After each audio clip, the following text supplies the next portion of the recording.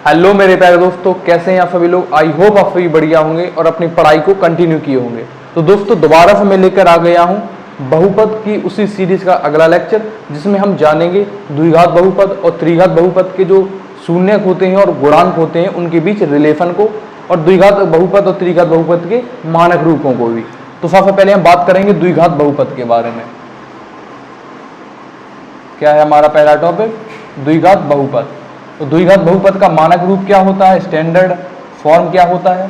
तो इसका standard form होता है आपका ax² plus bx plus c बराबर कुछ नहीं होगा। अगर बराबर कर देंगे तो वो समीकरण बन जाएगा, लेकिन हम बहुपद की बात कर रहे हैं तो बहुपद में बराबर का चिन्ह नहीं होता है। जहां पर a बराबर नहीं होगा 0 के, क्योंकि अगर a आपका 0 के बराबर हो जाएगा तो ये x² बराबर 0 हो जाएगा, जिससे आपका ये फिर द्विघात बहुपद नहीं रहेगा, वो रैखिक बहुपद बन जाएगा। ठीक है, इसलिए हमें a बराबर 0 कभी नहीं करना है।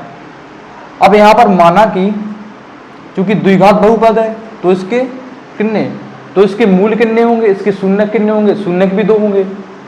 माना कि इस बहुपद के शून्यक अल्फा व बीटा हैं। जब शून्यक इसके अल्फा व बीटा है तो इसके गुणनखंड क्या बनेंगे? x माइनस अल्फा और x minus beta, x minus alpha x minus beta.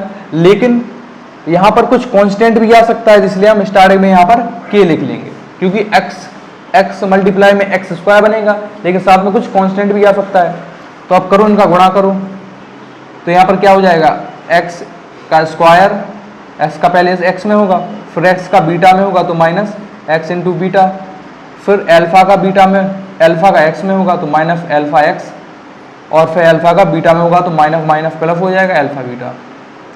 की का भी अंदर मल्टीप्लाई कर देंगे तो kx² माइनस, अब माइनस यहाँ पर माइनस x कॉमन लेंगे तो यहाँ पर क्या आ जाएगा? Alpha plus beta.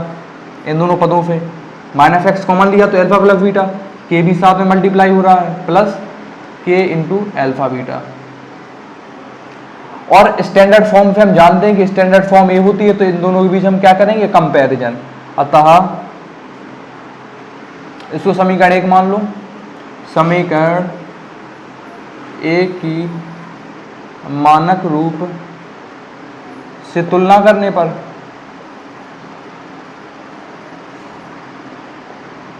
तो जब हम मानक रूप से इसकी तुलना करेंगे तो क्या कंक्लूजन निकलेगा? तो इससे हमें पता चलेगा कि a किसके बराबर है। पहला पद का इस पद से होगा कंपैरिजन, तो a बराबर आएगा k के। पहला कंक्लूजन ये निकला। इसके बाद माइनस x यहाँ पर है, प्लस का bx यहाँ पर a पद है, तो यहाँ पर क्या होगा? x कैंसल आउट हो जाएगा, तो क्या निकल के आएगा?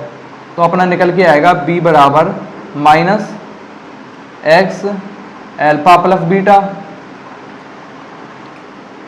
ठीक है, ये दूसरा कंक्लूजन निकला।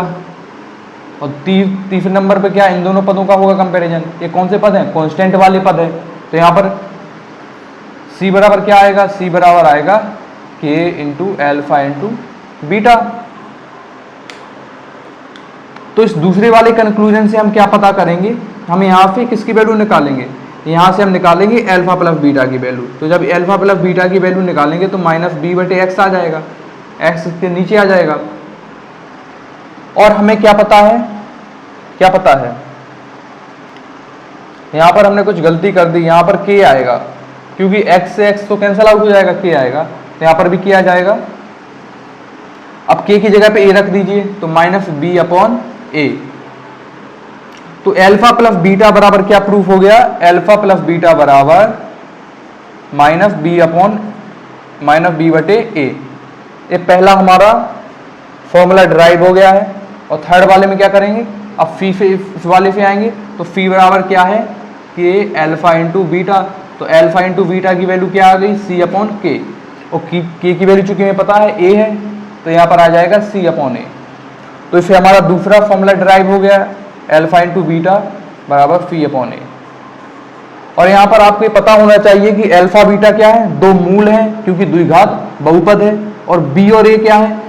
a है आपका x² का गुणांक और b है आपका x का गुणांक, ठीक है। तो इसको आप नोट कर लीजिएगा। अब चलते हैं हम अपने त्रिघात बहुपद के ओर। तो दोस्तों अब बात करेंगे हम त्रिघात बहुपद के शून्यक और उसके गुणांकों के बीच संबंध के बारे में। तो पहले इसका मानक रूप देखेंगे। तो मानक रूप क्या होगा इसका? मानक रूप होगा आपका ax³ plus bx² plus cx बराबर cx प्लस d। बराबर नहीं लगाए क्योंकि वो समीकरण बन जाएगा। तो इसका मानक रूप होगा। और इसका मानक रूप के बाद अब हम देखेंगे इसके alpha plus beta plus gamma. त्रिघात बहुपद है तो 3 शून्य निकलेंगे, 3 मूल निकलेंगे। तो उनका योग किसके बराबर होगा? इनका योग हुआ आपका माइनस b/a, माइनस b/a। और अब अल्फा बीटा, बीटा गामा और गामा अल्फा, a बराबर किसके होगा? तो a होगा आपका किसके बराबर होगा? c/a, यानी c/a के बराबर होगा, ठीक है। और अब देखेंगे alpha into beta into gamma, इसका मान होता है आपका माइनस d/a। तो ये हमने 3 कंक्लूजन निकालेंगे। यहाँ पर अल्फा बीटा और गामा आपकी क्या है? ये आपके त्रिघात बहुपद के शून्यक, मूल, जीरो, कुछ भी बोल दो। और ए बी सी डी क्या है? ए है आपका x³ वाला पद का गुणांक, बी है आपका x² वाले पद का गुणांक, सी है आपका x वाले पद का गुणांक और डी आपका कांस्टेंट रहेगा, ठीक है। आई होप दोस्तों आपको ये दोनों बहुपदों, दोनों प्रकार के बहुपदों, द्विघात बहुपद और त्रिघात बहुपद के शून्यक और मूल के बीच संबंध समझ में आया होगा। अब हम थोड़ा जान लेते हैं कि अगर आपको मूल दिए जाएं तो आप किस प्रकार से समीकरण निकाल सकते हैं। तो दोस्तों अब जानेंगे हम द्विघात। यहां पर मैं बार बार समीकरण लिख देता हूं, यहां पर बहुपद रहेगा। द्विघात बहुपद का मूलों के रूप में मानक समीकरण। तो इसका जो स्टैंडर्ड फॉर्म होता है क्या होता है? वो होता है आपका x² minus x alpha plus beta plus alpha into beta. इसको आप नोट कर लीजिएगा। अगर आपको किसी क्वेश्चन में अल्फा बीटा की वैल्यू दी गई है, वो आपसे पूछ रहा है कि इससे आप एक द्विघात बहुपद बनाइए, तो आपको इसी का यूज करना है, ठीक है। जैसे फॉर एग्जाम्पल मैं दे दूं x बराबर अल्फा बराबर 2, बीटा बराबर 3 और मैं पूछ लूं कि इससे आप एक द्विघात बहुपद बनाइए, तो क्या करेंगे? यहां पर अल्फा बीटा की वैल्यू रख देंगे minus x 2 plus 3 plus 2 into 3, तो x² माइनस 5x प्लस 6। और इस रूप से अगर हमें इस रूप से हमें अल्फा बीटा की वैल्यू निकालनी पड़े तो हम कैसे निकालेंगे? तो इसके लिए हम यूज करते हैं मध्य पद विभाजन का। मध्य पद विभाजन का कैसा यूज करते हैं कि हम इस फॉर्म में समीकरण को देखते हैं कि जो बीच वाला पद है, x वाला पद है, उसमें हमें दो उसको तोड़ना है, दो पदों में तोड़ना है और उनके जो गुणांक हैं उन दोनों का मल्टीप्लाई c के बराबर आ जाए, ठीक है। आई होप दोस्तों आपको ये जो आज के कंसेप्ट है, आज के टॉपिक है, वो क्लियरली समझ में आए होंगे। अगर कोई डाउट है या मुझसे कुछ मिस्टेक हो गई है तो आप कमेंट सेक्शन में उसको मेंशन कर सकते हैं, और आप जिस भी नए टॉपिक पर वीडियो चाहते हैं उसका भी कमेंट सेक्शन में बता सकते हैं। वीडियो देखने के लिए बहुत बहुत धन्यवाद। तो मिलते हैं किसी नॉलेजफुल इंटरेस्टिंग वीडियो में, तब तक के लिए जय हिंद, वंदे मातरम।